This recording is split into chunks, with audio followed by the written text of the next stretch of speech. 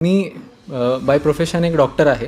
मी खूप कॉन्फिडंट होतो. मी खूप अभ्यासू आणि खूप असा नर्ड टाईप स्टुडंट राहिलेलो आहे. मी म्हटलं की आत्तापर्यंत अशी कुठली परीक्षाच नाही जी आपण टॉप नाही केली, ही UPSC काय परीक्षा असणार आहे. हे माझ्या आयुष्यात असं फर्स्ट टाईम कधीतरी झालं होतं की मी पूर्ण प्रयत्न करूनही काहीतरी होत नाही आपल्याने. मी हडबडलो, मी थोडासा असा घाबरलो. म्हटलं हे काय होतं आहे आपल्यासोबत. हा माझ्यासाठी एक नवीन एक्सपिरियन्स होता. एक महत्त्वाची गोष्ट जी मी शिकलो ती म्हणजे humility, the ability to say की हां, माझ्यामध्ये काही कमी आहेत आणि ते मी ॲक्सेप्ट करतो आणि त्याच्यावर मी काम करायला रेडी आहे. मी ही क्वालिटी UPSCमध्ये शिकलो. खूप साऱ्या चुकापासून माझ्या शिकताना माझा खूप वेळ गेला. इनिशियल 2 to 3 इयर्स मला खूप सारं मिसगायडन्स भेटलं होतं. तो की जर योग्य व्यक्ती योग्य ठिकाणी भेटत गेला असता तर ही जर्नी खूप सोपी तर नाही म्हणणार मी, पण खूप छोटी नक्की झाली असती. At that time I distinctly remember मी सरांना कॉल केला होता की सर काय करू देत.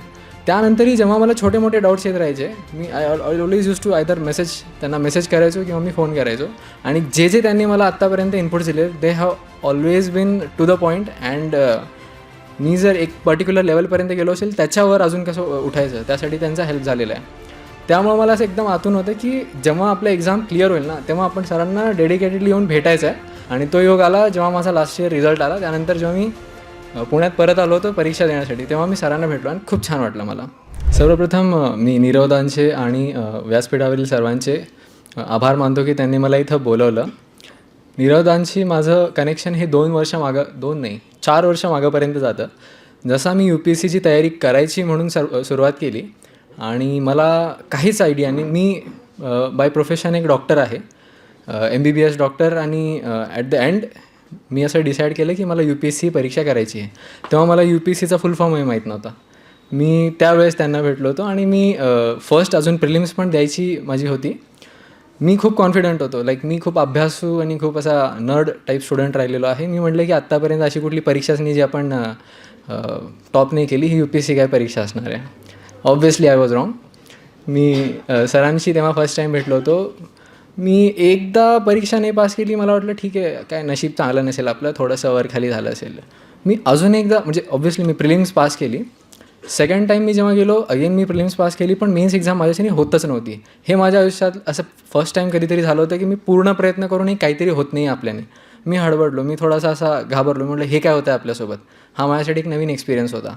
At that time I distinctly remember मी सरांना कॉल केला होता की सर काय करू देत. आणि त्यानंतर सरांनी त्यावेळेस तर एक लाईफ चेंजिंग ॲडवाईस मला दिलाच होता. त्यांनी मला एक योग्य ठिकाणी दिल्लीमध्ये रेफर केलं की जिथं जाऊन माझं पूर्ण डिरेक्शनच चेंज झालं प्रिपरेशनचं. त्यानंतरही जेव्हा मला छोटे मोठे डाऊट्स येत राहायचे, मी I always use to either त्यांना मेसेज करायचो किंवा मी फोन करायचो.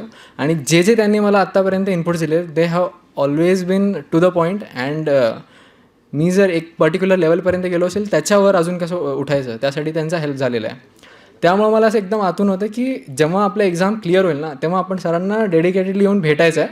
आणि काय म्हणतात ते, गुरुला जी आपण गुरुदक्षिणा देतो ती आपल्याला ते जे काय मागतील ती द्यायची आहे. आणि तो योग आला जेव्हा माझा लास्ट इयर रिझल्ट आला. त्यानंतर जेव्हा मी पुण्यात परत आलो होतो परीक्षा देण्यासाठी, तेव्हा मी सरांना भेटलो आणि खूप छान वाटलं मला. माझ्या एक्झामच्या किंवा माझ्या या UPSCच्या जर्नीमध्ये असे काही खूप भारी चढ उतार नाही आहेत जे आत्तापर्यंत मी जेवढे माझ्या आधी वक्ते होते, जे सक्सेसफुल कॅन्डिडेट्स होते त्यांच्याकडून ऐकले. छोटे 1-2-3 गोष्टी आहेत. खास करून एवढा खतरनाक विनोदी परफॉर्मन्स झाल्यानंतर बोलणं आणि त्याला लोकांना जे काही आपण बोलतो आहे त्याच्यात रंगवून ठेवणं, हे तर खूपच अवघड आहे. पण तरी मी 1-2 गोष्टी शेअर करू इच्छितो. UPSC परीक्षेमध्ये एक महत्त्वाची गोष्ट जी मी शिकलो ती म्हणजे humility. Humility is the ability to say की हां, माझ्यामध्ये काही कमी आहेत आणि ते मी ॲक्सेप्ट करतो आणि त्याच्यावर मी काम करायला रेडी आहे. मी ही क्वालिटी UPSCमध्ये शिकलो. जे एक गर्वाचं घर खाली आपण मराठीत म्हणतो, ते इकडं मला शिकायला भेटलं. खूपदा आपण असं करतो की आपल्याला चुका तर कळतात, पण ते आपण कळतं आहे पण वळत नाही जे म्हणतो ते होत राहतं. ते मी वळवायलाही इकडं शिकलो. दुसरी गोष्ट, आपण कधी म्हणजे इट कुड बी इझी, आपल्याला याची सवय नसेल किंवा आपण त्या गोष्टीचा तेवढ्या लांबपर्यंत विचार करत नाही. आपण प्लॅन नाही करत की माझा 1 महिन्याचा प्लॅन काय, 1 वर्षाचा प्लॅन काय, आणि जर हे झालं नाही तर माझा प्लॅन बी काय, आणि प्लॅन बी पण जर मला नाही करायचं असेल तर प्लॅन सी काय. हे गोष्टी कधी ना कधी विचार करायलाच हव्यात. Because if not in your first attempt, he exam किंवा MPSCच्या एक्झाम्स हे खूप अनप्रेडिक्टेबल आहेत. यश आणि अपयश याच्यामधली लाईन खूप थिन आहे. सो जर हे नाही झालं तर आपल्याला काहीतरी सपोर्ट हवा. मी असं युजली जे मला विचारलं येतात त्यांना सांगतो की जर पहिल्या अटेम्प्टमध्ये नसेल तर ॲटलिस्ट दुसऱ्या किंवा तिसऱ्या अटेम्प्टपासून तुमच्या डोक्यात काहीतरी बॅकअप असायला हवा. नाहीतर मग जेव्हा ही जर्नी आपल्याला सोडावी लागते किंवा जेव्हा आपल्याकडून अजून आता मी नाही देऊ शकत असं होऊन जातं, तेव्हा आपल्याकडं हातात काहीच उरत नाही. That should not be the case. So if you are failing to plan then you are planning to fail in that case. तिसरी एक गोष्ट अशी आहे की मला खूप साऱ्या चुकापासून शिकताना माझा खूप वेळ गेला. इनिशियल 2 to 3 years बऱ्याच बिकॉज हे खूप कमर्शियलाइज झालेलं आहे मार्केट. मला खूप सारं मिसगायडन्स भेटलं होतं. मी हे आत्ता रिट्रोस्पेक्टमध्ये अनुभवाने निश्चितपणे सांगू शकतो की जर योग्य व्यक्ती योग्य ठिकाणी भेटत गेला असता तर ही जर्नी खूप सोपी तर नाही म्हणणार मी, पण खूप छोटी नक्की झाली असती. कारण की जो एक सिन्सिअर विद्यार्थी असतो आणि आपल्यामध्ये काही कमी दिसतच नाही आहे मला त्यांची, त्याला जर योग्य गुरु भेटला तर मग तो अर्जुन किंवा तो एकलव्य तो सक्सेस होणारच. त्याच्यात काही वाद नाही. तो आज होणार नाही तर उद्या होणार, पण तो होणारच सक्सेसफुल. पण जरी नशिबाचा त्यात भाग असला, त्या अर्जुनने किंवा ती एकलव्यानेही हे विचार करायला हवा की ठीक आहे, मी जे काय करतो आहे ते बरोबर जात नाही आहे, म्हणजे मग आम्हाला माझा गुरु एकतर बदलायला हवा नाही तर नवीन शोधायला हवा. ही आमची पण जिम्मेदारी आहे. ते मला थोडं उशिरा लक्षात आलं. जसं म्हणजे मी ह्याच्यासाठी एवढा आभारी आहे सरांचा की सरांनी मला स्वतःचा काहीच स्वार्थ न बघता जो योग्य व्यक्ती आहे त्याच्याकडे पाठवून दिलं. की हां, ते असं नाही बोलले की तू माझ्याकडे ये, तू पुण्यात ये, इकडं आपण सगळं छान करू. त्यांनी मला योग्य व्यक्तीकडे पाठवलं आणि ही काइंड ऑफ पूर्ण माझ्या UPSC जर्नीमध्ये टर्निंग पॉईंट होता. आणि त्यानंतरही सर जेव्हा मी विचारायचो, लाईक मला आठवतं मी एकदा त्यांना एस्से पाठवले होते. मला काहीच कल्पना नव्हती की एस्से आपण जे लिहितो आहे ते चांगले आहेत वाईट आहेत. विदाऊट एनी अपेक्षा त्यांनी ते इव्हॅल्युएट करून मला परत पाठवून दिले. That is very rare. तसं खूप कमी जण करतात इकडं. अँड एक शेवटची लास्ट गोष्ट की कधी कधी असं होतं की खूप आपण प्रयत्न करत राहतो तरीसुद्धा सक्सेस भेटत नाही. छोट्या छोट्या गोष्टींमुळे ती हुकत राहते. तेव्हा मग आपल्याला आपली एक सपोर्ट सिस्टीम हवी. ती सपोर्ट सिस्टीम कुठूनही येऊ शकते. ती आपल्या फॅमिलीकडून येऊ शकते. बऱ्याच जणांनी सांगितलं की त्यांच्या फॅमिलीचा काय रोल होता. माझ्याही फॅमिलीचा खूप मोठा रोल होता. मला चांगल्या प्रकारे आठवतं की असा एक काळ आला होता की मी UPSC प्रिलिम्स, मेन्स आणि इंटरव्ह्यू ह्या तिन्ही स्टेजेस क्रॉस करून जो फायनल रिझल्ट असतो त्याच्यापासून केवळ 5 मार्कांनी हुकलं होतं माझं. आणि मी पूर्णपणे असं काय म्हणतात निराश आणि डिप्रेस झालो होतो.